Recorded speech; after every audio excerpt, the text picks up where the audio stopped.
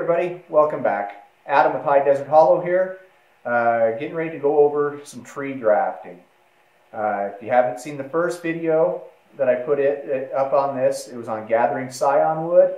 I did it in the end of February. There should be a link in the video right now to go to click and watch that. I go over what you're looking for when you're gathering it, preparing it, getting it in storage so you can use it at a later time to graft onto your rootstock. Now that being said, we're doing a video on grafting now. I know that the way I'm doing it isn't the only way to do it. I know it's probably not even the right way to do it. But it's the way I was shown to do it at the beginning when I first started getting interested into this kind of stuff. It's how I learned. I've had really good success. Nothing's 100%, but this is dang near. I've had very few grafts not take and hold on the stuff that I've done. So what we're going to do is we're going to go over all the tools and kind of the stuff that I use for the way we do it, and then we'll bring you closer and go over the process of actually grafting and the way I do it. So stay with me and we'll go from there. All right, so what do we got here first? We've got our rootstock. There's multiple different types of rootstock out there. There's lots of places you can order it from. You can even grow it yourself if you want. I haven't got to that point yet. I believe I ordered this stuff from Burnt Ridge Nursery. Growing a Greener World's a great one. New Farm Supply. There's lots of places out there you can order rootstock. Very inexpensive. Great way if you're going to do a bunch of trees to do this because you can save a ton of money by grafting and growing your own.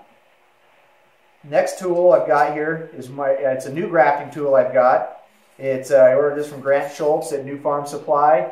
It does what they call the deep V notch on it. And it's nice because it'll cut exact mirror images on the rootstock and on the scion wood so they go together really clean, really well. Get really good contact on that cambium layer, which is what you need to make sure that the graft union holds. Next thing here is tree wound care. It's a pruning and grafting compound. Kind of looks like black tar. It's basically, I'll use this to help seal up the cut end on the scion wood so it doesn't dry out and dry back into the tree, keeping that moisture in, letting stuff grow out. Next thing is probably one of the most important things, Sharpie marker, tree tags. This is really important because I want to be able to make sure that I mark down. I'm grafting probably 8 different varieties of apple trees this year. I want to make sure I keep track of which one's which, the date that I do it, that way I know, kind of keep track of their growth progress, and then also the rootstock that I'm putting it on. I'm using 2 different types of rootstock this year to experiment and try and see what works well here. I'm using a B118, which I've never used before, but I've read a lot of good about. And I'm also using an M111, which is a very popular semi-dwarf tree rootstock people have had really good luck with. So I'll be using both, so I need to keep track. Next thing, grafting knife for help cleaning up some of these cuts just a little bit, just different multiple odd tasks. As you guys, if you watch any of my other videos, can know I'm a fan of Victorinox knife products. They build a great knife for it, fairly inexpensive, not a lot of money. Hold a great edge. This one I like too because it's a pocket knife. I can fold it up, keep it with me when I'm out in the garden, out in the orchards, working on stuff. I can do field grafting, cleaning up, pruning, all sorts of little odd projects. This is a great knife, holds an edge really well. Recommend it. Next item, electrical tape. A lot of people use actual grafting tape. I've tried it in the past. It works fine. Had better luck with electrical tape. Can't tell you why. It just works well. Seals up that graft union very, very well. Keeps the moisture in, bugs, diseases, stuff like that out. Holds things tight together. Works really, really well. Scissors. I'll need that to cut the electrical tape. I'll show you that in a little bit. Ziploc bag. Now you can use Ziploc bag, 5-gallon bucket, just depends on how many trees you're grafting. Today I'm only going to do not very many, they're going to fit into here. I've got to do about 40 trees total, but we're only going to do a couple here today. So what we're going to use is we use this to hold the rootstock in with some damp peat moss in it to help keep those roots moist and wanting to grow while I let them sit in the house for a little while after I get the graft done before I take them outside and plant them in the actual tree bed. So, that being said, that's the tools. Come a little bit closer, we'll go over the actual step-by-step process. First things first. Okay, I apologize about a little bit of background noise. The rain is picking up outside. Starting to get real crazy with it. That's good though. My swales are loving it. They're soaking up that rain like crazy. I like to see it. So, we've got tree tags. And if you guys, like I say, watch that first video on gathering scion wood, I'm going to be using that wood, which is came off my buddy's tree in his backyard. I don't know what it is. I suspect it might be kind of like a Honeycrisp, something like that, because it's a delicious eating apple. It was amazing. But I don't know what it is, so I'm calling it Andy's apple. So there's Andy's apple. We're putting today's date on there, 16. And this is going to be on B118 rootstock. Just like that.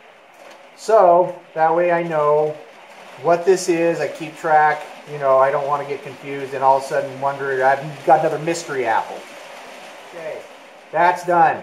This is the only thing I'm working with right now, so that way I don't get confused. That is on purpose. I do not want to be confused here. I want to make sure I keep everything straight. What's what. Okay, now we got electrical tape. I'm doing all this prep work before I start cutting. That way it's just ready to go.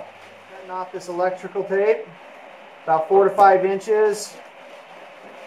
I'm going to take these scissors and I need to split this down the middle. Now, like I said, you can use just actual grafting tape. It works fine, but I've had really good luck with electrical tape. This is the only pain about using electrical tape is getting it prepped.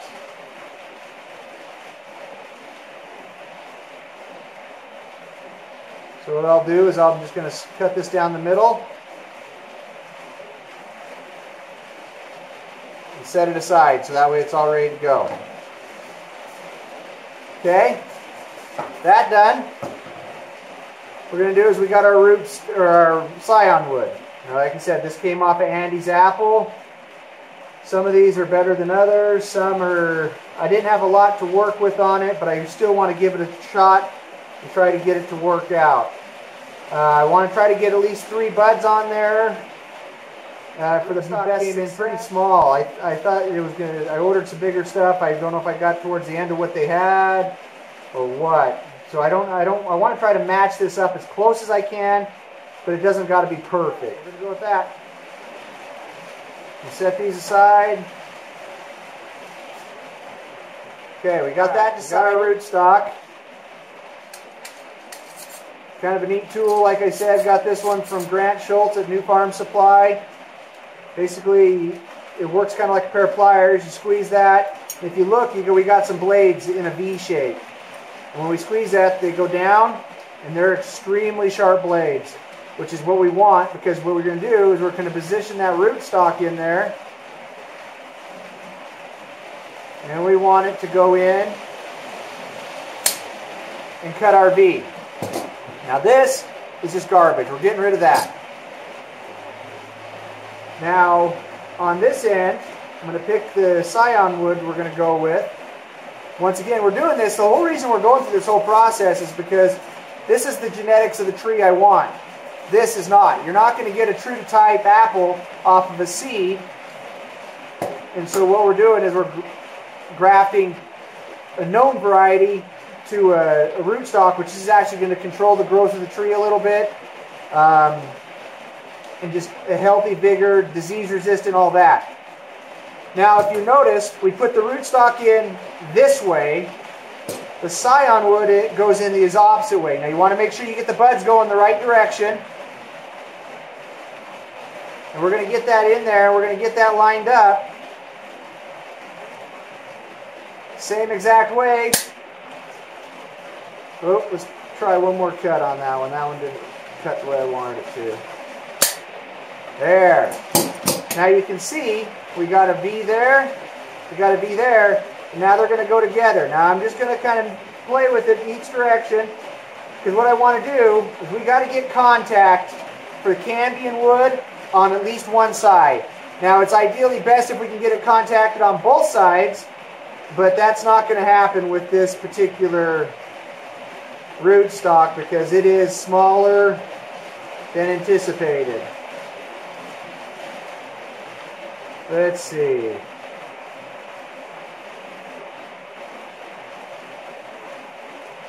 Okay, I'm liking that fit right there. But you can tell I've got a bunch sticking out the back.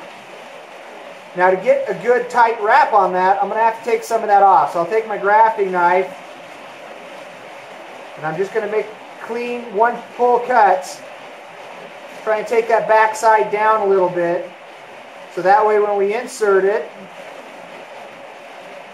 and I get that lined up good, it's not so sticking out the back so much. I'm actually going to take it down just a little bit more. There we go. Now you can see, I don't know if you can see that or not, when I squeeze that together, we got good contact all the way there. So what I do at this point is I take a piece of our tape and I start it down here below that cut, and I'm going to spin this, pulling this tape really tight as I go.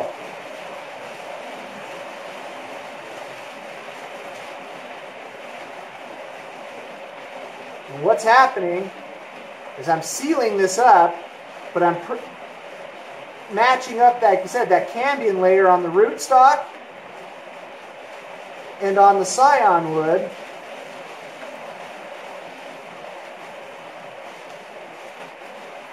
And holding it together. Now see, that's wrapped nice and tight. I'm going to take the next piece of tape, and the reason why I cut them in half is because I can get a tighter wrap on them and get it where I want to go. Now I'm going to go from the top to the bottom, doubling it up.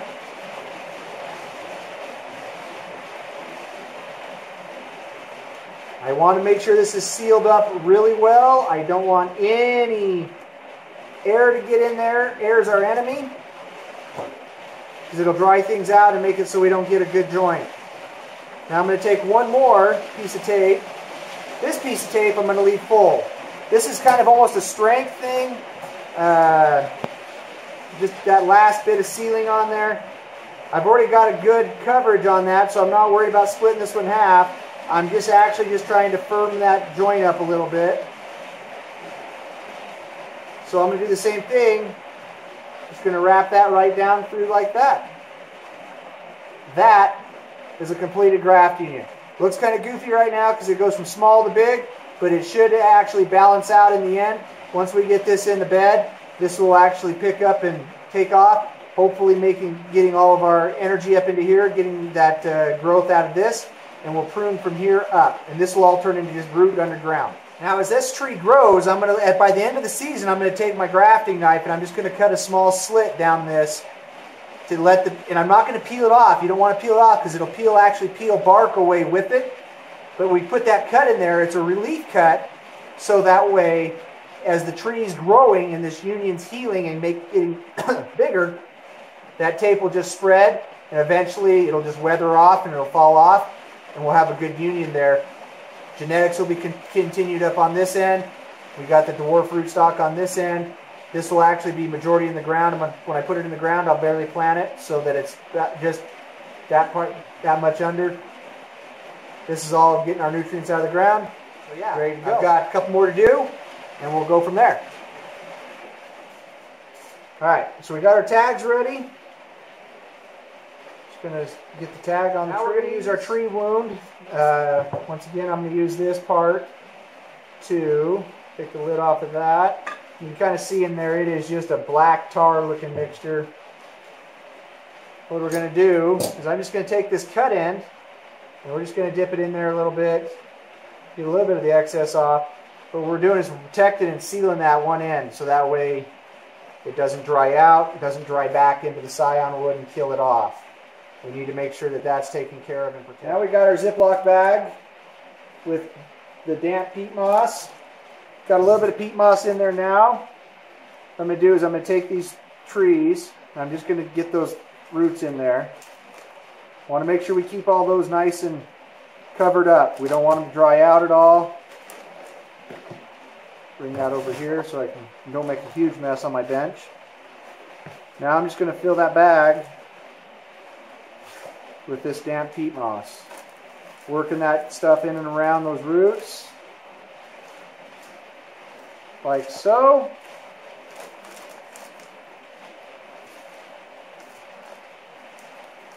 All right. That's looking pretty good. I still have all my tags. Get those kind of tucked in there so they're not hanging out. I'm going to kind of half seal this bag. I obviously can't seal it off all the way, just to prevent spillage. Okay, there's that. Now our next step from here is I'm basically just going to take these in the house, and they're going to get to hang out in the house for about a week. That way it just helps establish this union, this graft union, gets things going and healing. It just likes a little bit warmer. I'll set them in a windowsill in the house. They get a little bit of sun, a little bit of warmth, and then in about a week we're going to take them out in the bed. So that's kind of the process. All right, everybody, that's kind of the process of what I go through to graft trees. Like I said, it's not the only way. Like I said too, it's probably not even the right way. But it's the way that I do it. I've had, like I say, great success to this point. Bring you guys along throughout the year on this one, just as updates to see how the trees are doing, how they're growing, how the graft took, stuff like that. If you do want to get into this, it's a fairly easy process. A little bit of investment into a couple easy, simple tools. You can get a lot of trees in a real quick, well, not in a real quick hurry, but you can get a lot of trees for inexpensive. How's that? Because this is, I mean, going down to Home Depot or your local nursery or wherever, you're going to buy a tree that's 3-4 years along, where I'm starting at year 1. But the amount of trees I need to grow, I can't afford to go down and get them. I mean, we're looking at anywhere between $30 and $50 a tree, depending on the variety, what you're getting, where you're getting it. This year alone, I'm going to do almost 50 trees. It's only going to cost me about $120 for the root stock, and then my time, obviously, to do this. Once you got an initial investment in some tools, not a big deal. This is a little bit more expensive grafting tool. They do make some out there, 20 bucks. Work great. I have used them. I've had great success with those as well. Just wanted to use this one from Grant at New Farm Supply. Super impressed with it. Great tool. Worked really well. But yeah, so that's the process. Like I said, if you haven't seen the first video, go back and watch that, and we'll keep you updated with other stuff. But anyways, in the meantime, we're just here at High Desert Hollow trying to live a more self-reliant lifestyle and promote modern homesteading. Adam with High Desert Hollow, signing out.